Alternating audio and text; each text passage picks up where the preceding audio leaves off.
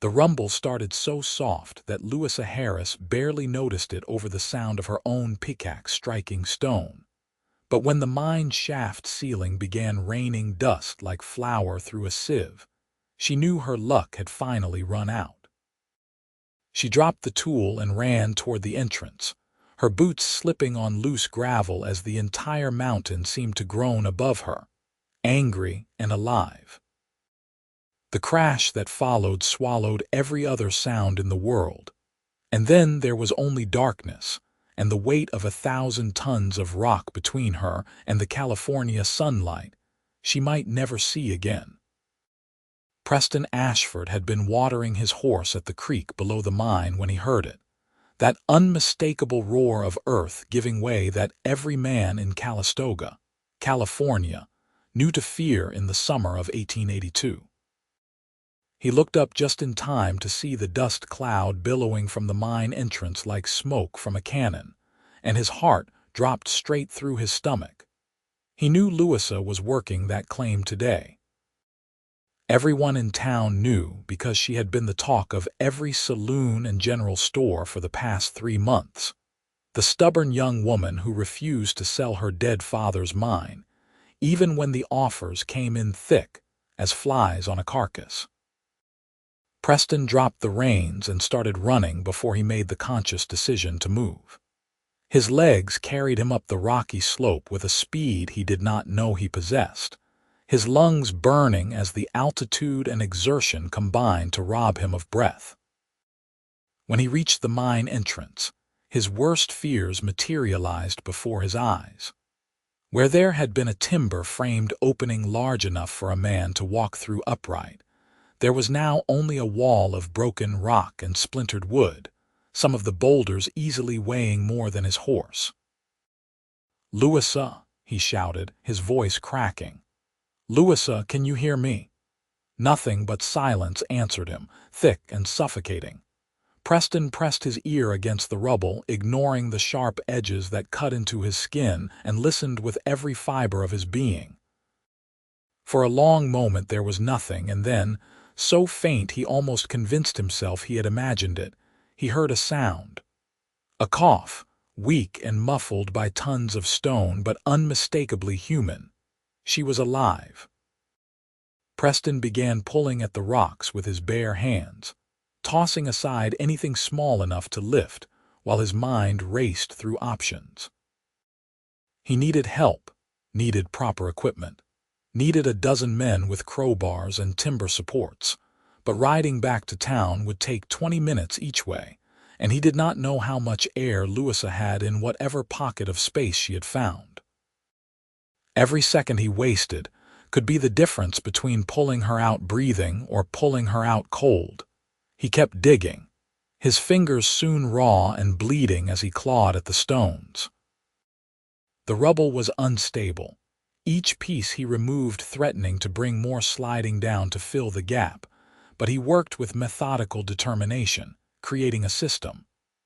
Pull a rock, brace the ones above it with timber fragments, pull another rock, brace again. His back screamed in protest as he lifted stones that should have required 2 men to move, but fear for Louisa gave him strength he did not normally possess. "Hold on," he called out, not knowing if she could hear him. "I am getting you out of there. Just hold on." Inside the collapsed section, Louisa was doing exactly that, though her options were limited. She had been lucky, impossibly lucky, to have been near a support beam when the ceiling came down. The beam had caught some of the larger rocks and created a small cavity around her, maybe 4 feet high and 6 feet across, filled with dust so thick she had to breathe through her shirt to avoid choking. Her left leg was pinned under a boulder she could not budge, and pain radiated from her ankle in waves that made her vision swim. But she was breathing and conscious, and those 2 facts alone seemed like miracles. She could hear scraping sounds from beyond the wall of rock, rhythmic and determined, and she knew someone was digging. The question was whether they could dig fast enough. The air in her little pocket was already growing stale, each breath requiring more effort than the last, and she could feel panic clawing at the edges of her mind like a living thing trying to get in. "I am here," she called out, her voice hoarse. "I am trapped, but I am here." She did not know if anyone heard her. The rock was so thick it might as well have been a mile instead of a few feet. Louisa closed her eyes and tried to think about something other than the crushing weight above her head. The darkness so complete she could not see her own hand in front of her face. The growing certainty that she was going to die in this hole, just like her father had died in a different hole 6 months ago.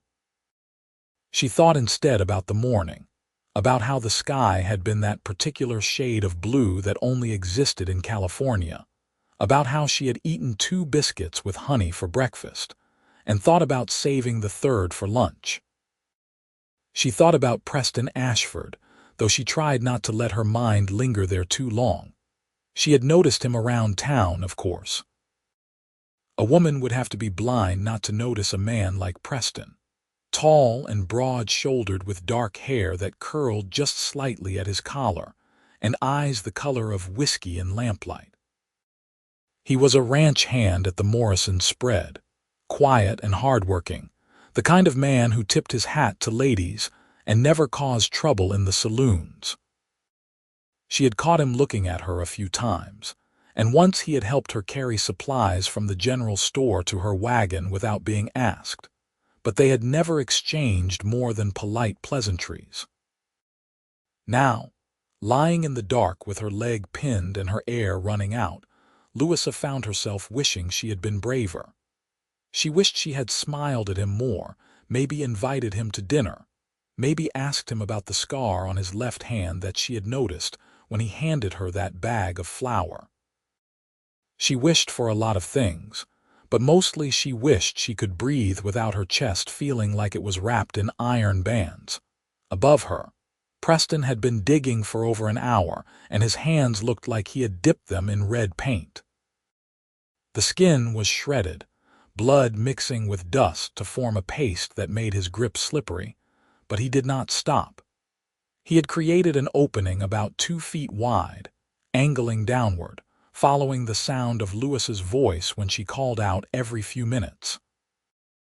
Those calls were getting weaker, the pauses between them growing longer, and that scared him more than anything else in his life had ever scared him. "Talk to me, Louisa," he shouted into the hole he was creating. "Tell me something, anything." For a long moment there was no response and his heart stuttered in his chest. Then her voice came, faint and trembling. "Why are you doing this? You do not even know me." "I know enough," Preston said, grunting as he levered a particularly large rock out of the way. It tumbled down the slope behind him with a crash that sent smaller stones skittering. "I know you are too stubborn to sell this mine even when everyone said you should. I know you work harder than most men twice your size. I know you have a kindness in you because I have seen you leave food for old Tom when he is too drunk to feed himself. That does not mean you should die trying to save me," Louisa said, and Preston could hear tears in her voice. "If this rubble shifts wrong, we will both be buried." "Then I guess you had better survive so my effort is not wasted," Preston replied, trying to inject some lightness into his tone despite the terror gripping his insides. "I am getting you out, Louisa. I swear it on everything I hold sacred." He meant it too, with a ferocity that surprised him. Preston had always been a solitary man, content with his work and his horse and the occasional drink with the other ranch hands, but something about Louisa Harris had gotten under his skin from the first moment he saw her. She had been standing in front of the assayer's office, arguing with a mining company representative who was trying to buy her claim, and even though she barely came up to the man's shoulder, she had held her ground with a fire in her green eyes that could have melted steel. Preston had watched from across the street, forgotten errands in hand, and felt something shift in his chest that had never shifted before. Now he dug with renewed determination, his muscles screaming and his lungs heaving, because the alternative was unthinkable. The sun was setting, painting the sky in shades of orange and purple that Preston could see from the corner of his eye, and he knew that working in darkness would be nearly impossible, but he could not stop. Would not stop. Preston, Louisa's voice came again, even weaker than before. I am scared. I know, he said, his own voice breaking. I am scared too, but I am almost there. I can feel it. Just stay with me a little longer. He pulled away 3 more rocks, then 4, then suddenly his hand broke through into empty space and he felt warm air against his bloody fingers. Preston wanted to shout with relief, but he forced himself to work carefully now, widening the opening with precision instead of desperate speed. If he brought more of the ceiling down now when he was so close, he would never forgive himself. I see light, Louisa gasped from inside, and Preston could hear the sob of relief in her words. I can see light. That is my hand, Preston said, reaching through the opening as far as he could. Can you reach me? My leg is pinned, Louisa said, and he heard the frustration and pain in her voice. I cannot move toward you. Preston cursed under his breath and redoubled his efforts, making the opening larger, wide enough to fit his shoulders through. When he finally crawled into the cavity where Louisa was trapped, the sight that greeted him made his heart clench. She was covered in dust and blood, her dark hair matted, and her face streaked with tear tracks through the grime. But her eyes, those green eyes that had haunted his thoughts for months, were focused on him with an intensity that took his breath away. You came, she whispered. Of course I came, Preston said, crawling toward her.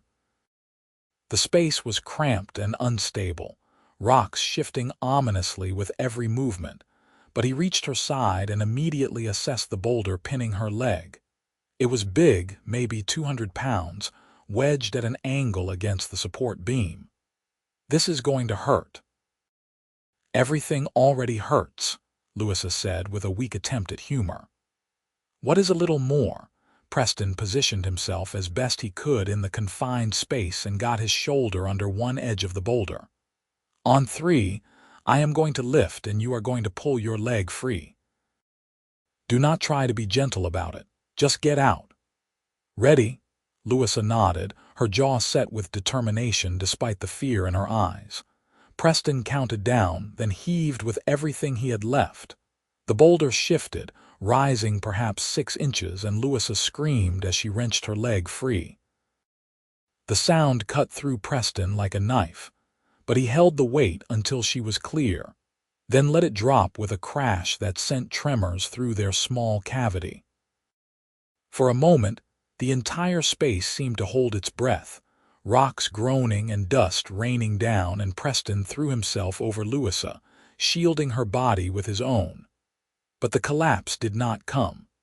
The support beam held miraculously, and the rumbling subsided into silence. We need to move now, Preston said urgently, helping Louisa sit up. Can you crawl? I can do whatever I have to do to get out of here, Louisa said through gritted teeth, and Preston felt a surge of admiration for her courage. He went first, backing out through the opening he had created, then reached back to guide her through. Every inch was agony for her, he could tell from the sound she tried to muffle, but she kept moving, kept fighting, until finally, he was pulling her free into the open air. The stars were out now, brilliant against the darkening sky, and Louisa looked up at them with tears streaming down her face. Preston gathered her into his arms, careful of her injured leg, and carried her away from the unstable mine entrance. He did not stop until they were a good 50 yards down the slope, where the grass was soft and the ground was solid beneath them. He set her down gently and immediately began examining her leg. Her ankle was swelling badly, already twice its normal size, and he suspected broken bones. She had cuts and bruises all over, and her breathing was still labored from the bad air, but she was alive. They were both alive. Thank you, Louisa said, and when Preston looked up at her face, he saw an expression there that made something in his chest expand until he thought his ribs might crack from the pressure. "You saved my life. You could have died doing it, but you saved me anyway." "I would do it again," Preston said simply, and he knew it was true. He would walk into hell itself if it meant pulling her back out. "I would do it 100 times over."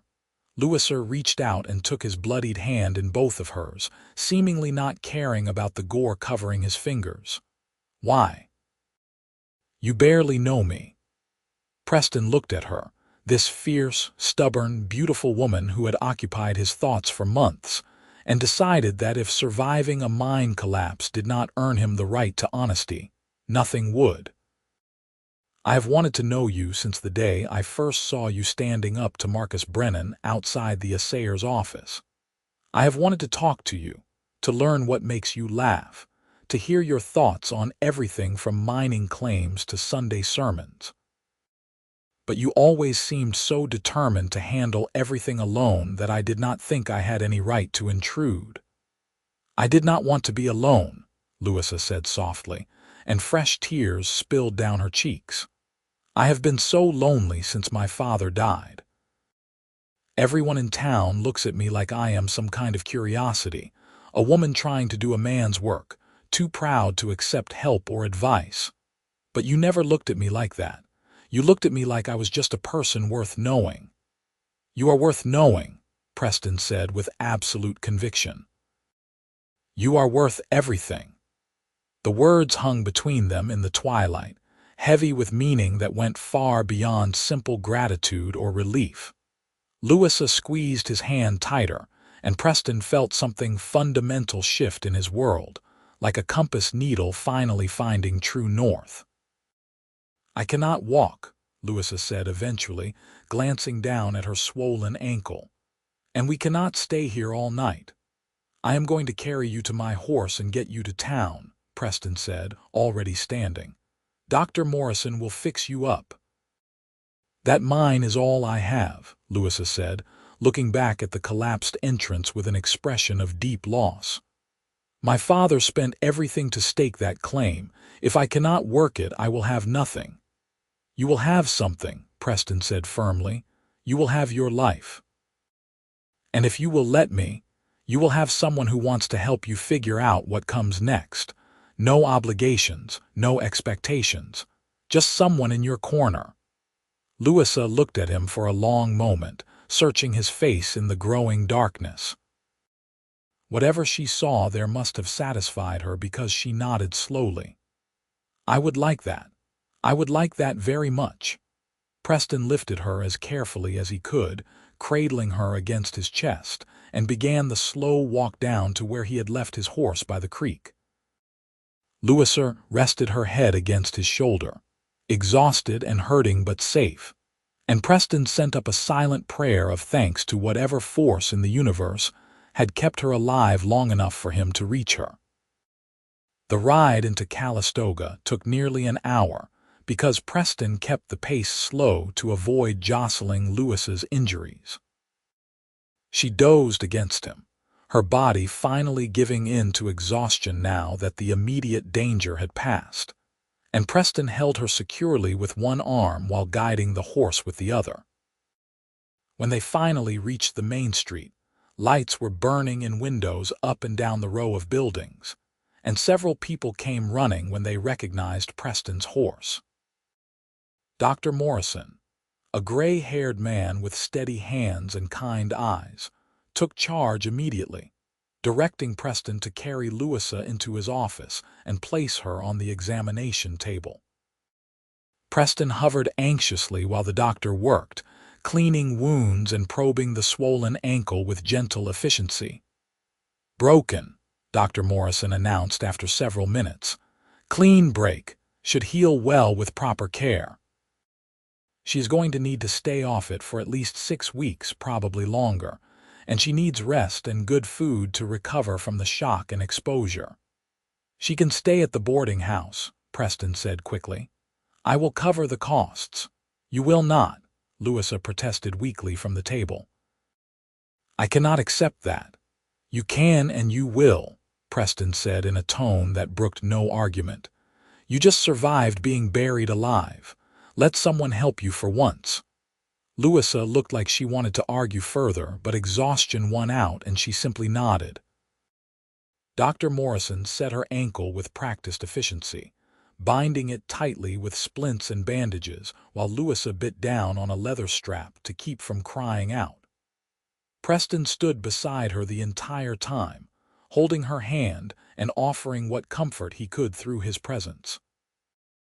By the time the doctor finished, full dark had fallen and Louisa was pale and shaking with pain and fatigue. Mrs. Henderson, who ran the boarding house, had been summoned and appeared with fresh nightclothes and promises of hot soup and a soft bed. Preston carried Louisa to the boarding house himself, unwilling to let her out of his sight even though logic said she was safe now. He set her down on the bed in a small but clean room on the second floor, and Mrs. Henderson shooed him out so she could help Louisa change and settle in. Preston waited in the hallway, suddenly aware of how he must look, covered in dust and blood with his clothes torn and his hands wrapped in bandages that Dr. Morrison had insisted on applying. When Mrs. Henderson finally emerged, she gave Preston a knowing look that made his ears burn. "She is asking for you. Just for a moment, mind. The girl needs sleep." Preston stepped into the room to find Louisa propped up on pillows, her injured leg elevated and her face scrubbed clean.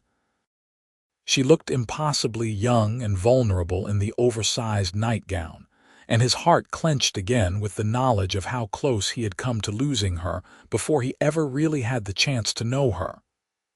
"I wanted to say good night," Louisa said softly, "and to thank you again. I know I already said it, but it does not feel like enough for what you did." "You do not owe me anything," Preston said, moving to sit carefully on the edge of the bed. "I am just glad you are safe. Will you come back tomorrow?" Louisa asked, and Preston heard vulnerability in the question that made him want to promise her the moon and stars. "I will come back every day if you want me to," he said honestly. "I will be here as much as you can stand me." "I do not think I could ever get tired of you," Louisa said with a small smile that lit up her tired face. "You dug through a mountain to save me. I think that earns you at least a few weeks of my company."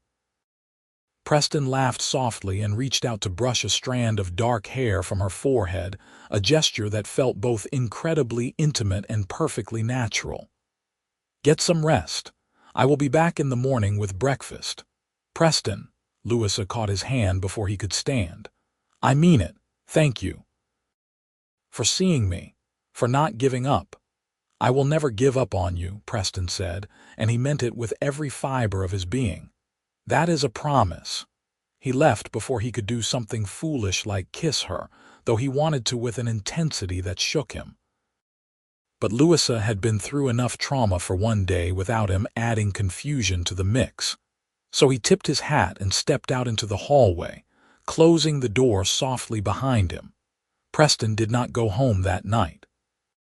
Instead, he sat in a chair in the boarding house parlor, dozing fitfully, unable to bring himself to go any farther from where Louisa was sleeping. Mrs. Henderson found him there when she came down in the pre-dawn hours and clucked her tongue, but brought him coffee and biscuits without comment. True to his word, Preston was waiting outside Louisa's room when she woke the next morning, a tray of eggs and toast balanced on his knee. The smile that lit her face when she saw him made every moment of his uncomfortable night worth it. The following weeks fell into a pattern that felt as natural as breathing. Preston would arrive at the boarding house early each morning before heading to his work at the Morrison Ranch, bringing Louisa breakfast and news from town. He would return in the evening to sit with her, reading aloud from newspapers or books borrowed from the small town library, telling her stories about the horses he was training and the other ranch hands' antics. Sometimes they would play cards or checkers, and sometimes they would just talk, conversations that ranged from the profound to the mundane, and all of it fascinating because it was with her. Louisa healed slowly, but surely under Dr. Morrison's care and Mrs. Henderson's motherly attention. Her ankle knitted back together, though it would likely always be weak, and the cuts and bruises faded to nothing. But more than her body healed during those weeks. The walls she had built around herself after her father's death, the determination to handle everything alone and never show weakness, began to crumble under the steady assault of Preston's devotion. He never pushed, never demanded anything from her, but his presence was constant and reassuring. He listened when she talked about her father, about the dreams they had shared for the mine, about her fear of being left with nothing. He held her when she cried, frustrated by her immobility and uncertain about her future. And slowly, inevitably, Louisa found herself falling in love with the quiet cowboy who had dug through a mountain to save her life. Preston knew he was in love with her by the end of the first week, though he did not say the words out loud.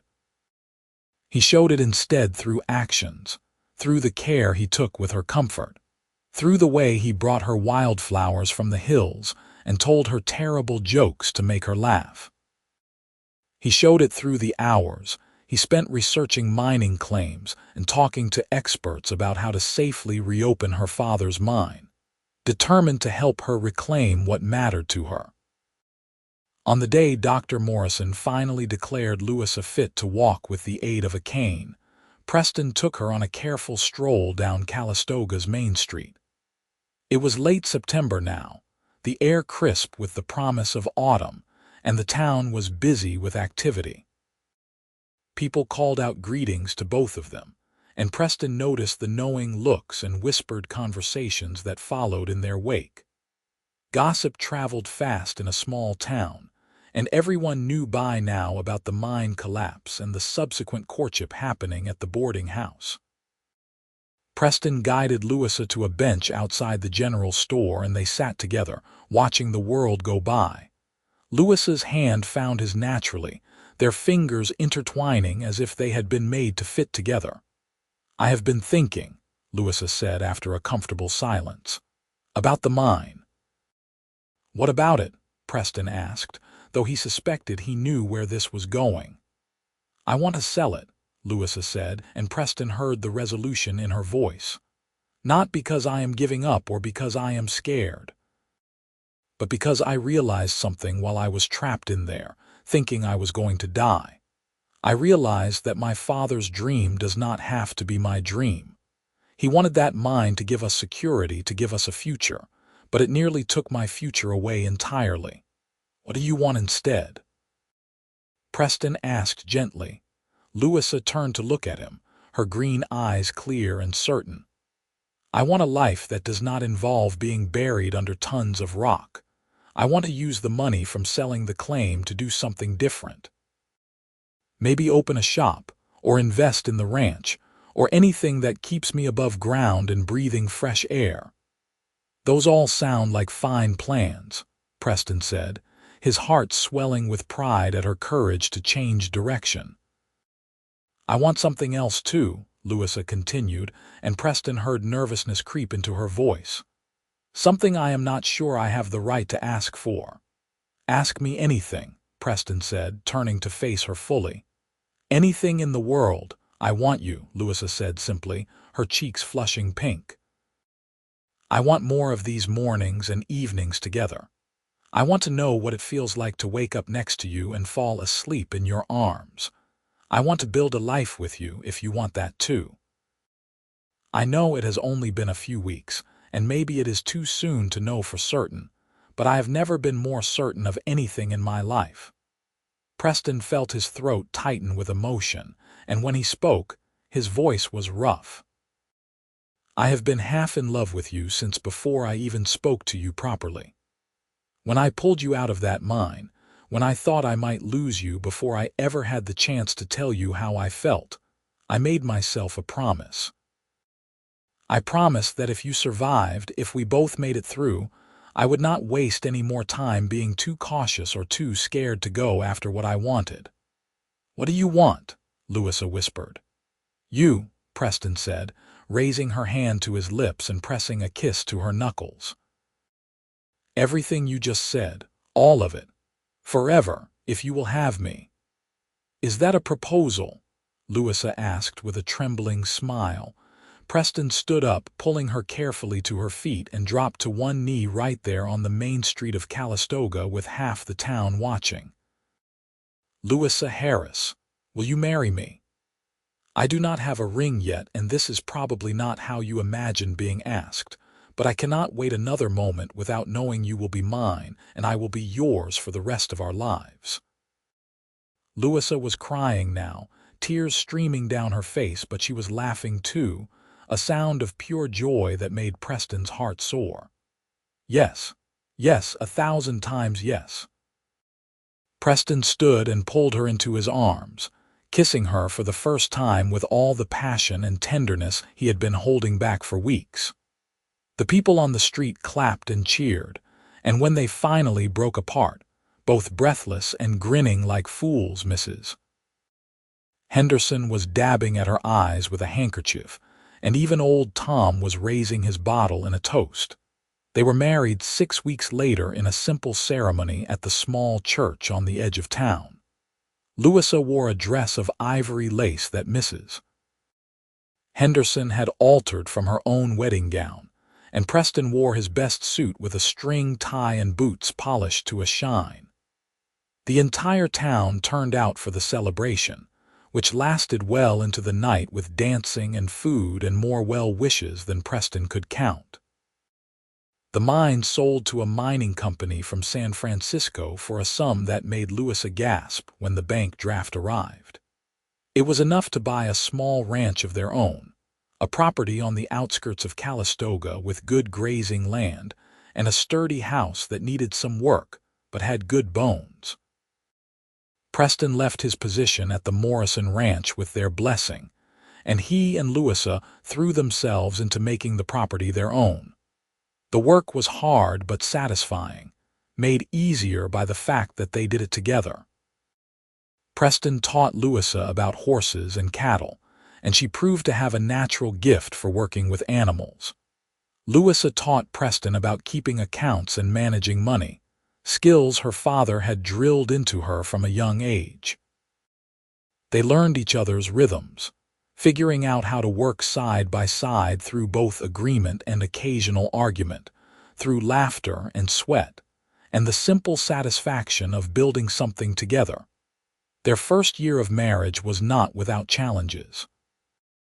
The ranch demanded constant attention, and there were times when money was tight, and they went to bed exhausted and worried about making it through. But there were also moments of perfect happiness, like when Preston brought Louisa breakfast in bed on her birthday, or when they danced in the kitchen to no music at all, or when they sat on the porch at sunset watching the sky turn impossible colors and marveling at the fact that they had found each other. In the spring of 1884, Louisa discovered she was pregnant. Preston was so overjoyed that he picked her up and spun her around, despite her laughing protests that he would make her dizzy. They spent the summer preparing a nursery in the smallest bedroom, painting the walls a cheerful yellow, and building a cradle from wood Preston cut and sanded himself. Their son was born in late October, arriving after a labor that terrified Preston more than the mine collapse had. He paced outside their bedroom door while Mrs. Henderson and Dr. Morrison attended to Louisa, praying to every deity he could think of that both mother and child would survive. When he finally heard the baby's first cry, strong and angry at being thrust into the cold world, Preston sank to his knees in relief. They named him Patrick Henry Ashford, and from the moment Preston held his son for the first time, he understood love on a level he had not known existed. Patrick had Louisa's green eyes and a surprisingly full head of dark hair, and his tiny fist wrapped around Preston's finger with a grip that felt like a promise. Louisa recovered quickly from the birth, her natural resilience serving her well, and soon their house was filled with the sounds of a baby's demands and delights. Preston discovered that he loved fatherhood, loved the weight of his son in his arms and the way Patrick's face would light up when Preston came in from working the ranch. Louisa bloomed in motherhood, patient and tender but also practical, the same qualities that had helped her survive so much translating perfectly to raising a child. When Patrick was 2, their daughter Emma joined the family, and 3 years after that came their youngest, a son they named Samuel. The ranch prospered as their family grew, Preston's reputation as a horse trainer bringing buyers from all over California. Louisa started breeding cattle with an eye for quality that earned respect from ranchers throughout the region. The years passed in a blur of school days and birthday celebrations, of cattle drives and harvest festivals, of quiet evenings by the fire and lazy Sunday mornings in bed. Preston and Louisa's love deepened and matured, the passionate urgency of their early days settling into something richer and more sustaining, a partnership built on trust and shared dreams, and the kind of intimacy that only comes from truly knowing another person. They never forgot the mine collapse, though. Every year on the anniversary of that day, Preston and Louisa would ride up to the old claim, now sealed permanently by the mining company that had bought it. They would stand there together, looking at the spot where Preston had dug frantically through rubble, and Louisa had fought to stay alive in the darkness, and they would remember how close they had come to never having any of this. On their 20th wedding anniversary, standing at that familiar spot with the California sun warm on their shoulders, Preston pulled Louisa close and kissed her temple. They were both older now, Preston's dark hair threaded with silver and Louisa's face marked with laugh lines earned from 2 decades of happiness. Their children were nearly grown, Patrick already courting a girl from town and Emma proving to be as stubborn and capable as her mother. "Do you ever regret it?" Preston asked quietly. "Selling the mine, giving up your father's dream?" "Never," Louisa said with absolute certainty, turning in his arms to face him. "That mine was never my dream, it was his. My dream was finding someone who saw me as I really was and loved me anyway. My dream was building a life that mattered, with work that fulfilled me and children who made every hard day worthwhile. My dream was you, Preston. It has always been you." Preston kissed her then, slow and sweet, and when they broke apart they were both smiling. "I dug through a mountain for you," he said, repeating words that had become something of a joke between them over the years, a shorthand for the lengths they would go for each other. "And I would have waited forever," Louisa replied, her part of their familiar exchange. "But I am very glad I did not have to." They rode back to the ranch as the sun began its descent, eager to return to the home they had built and the family they had created. That evening, they all gathered around the dinner table, Preston at one end and Louisa at the other, their children between them with stories to tell and plans to share. Patrick announced that he planned to propose to his sweetheart, and Emma declared her intention to study veterinary medicine, despite the scandalous nature of a woman in such a profession. Samuel showed them a picture he had drawn of their whole family, stick figures holding hands beneath a smiling sun. Later, after the children had gone to bed and the house had settled into comfortable quiet, Preston and Louisa sat on their porch swing, moving gently back and forth in the warm night air.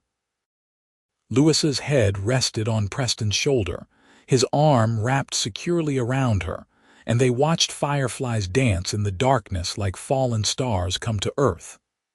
"I love you," Preston said, words he spoke often but never enough. "I love you too," Louisa replied, turning her face up to receive his kiss. "Thank you for saving me."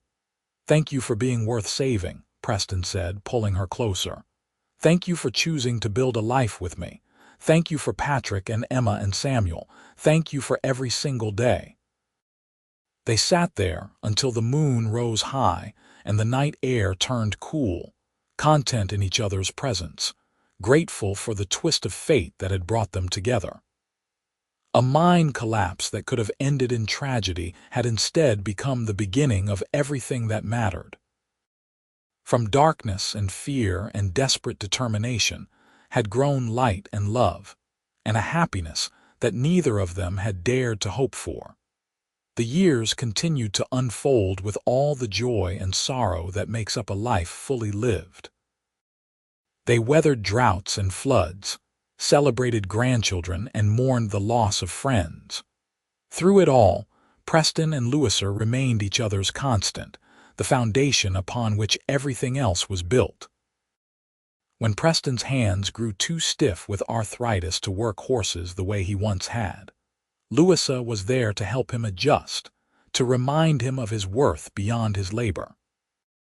When Louisa's old ankle injury flared up in cold weather, Preston would rub liniment into the joint and carry her when pride would have made her stumble.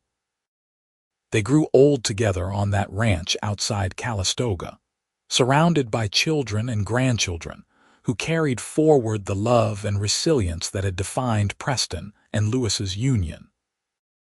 And when they finally passed, Preston first and Louisa following less than a year later, they were buried side by side beneath a cottonwood tree on their property, their headstones bearing matching inscriptions that their children had chosen.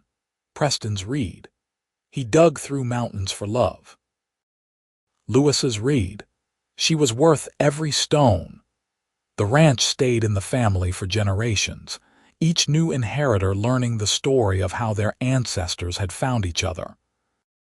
The tale of the mine collapse and the cowboy who refused to give up became family legend, told and retold at gatherings, embellished slightly with each telling, but never losing its essential truth. That truth was simple and profound. Love requires action, requires sacrifice, requires the willingness to dig through whatever obstacles stand in the way. And when you find someone worth fighting for, you never, ever stop fighting. The mine itself remained sealed, a monument to what might have been but thankfully was not.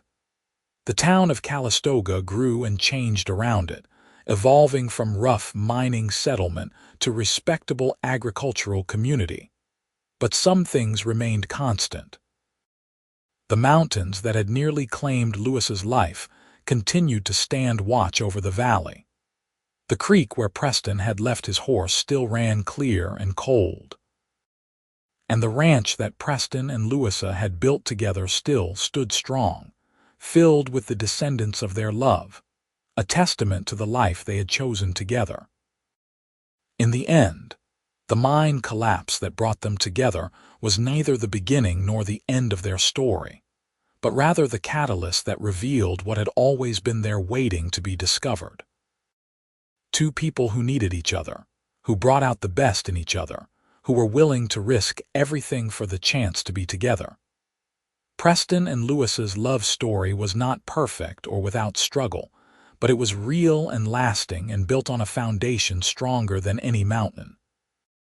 They had found each other in darkness and chosen to walk together into the light.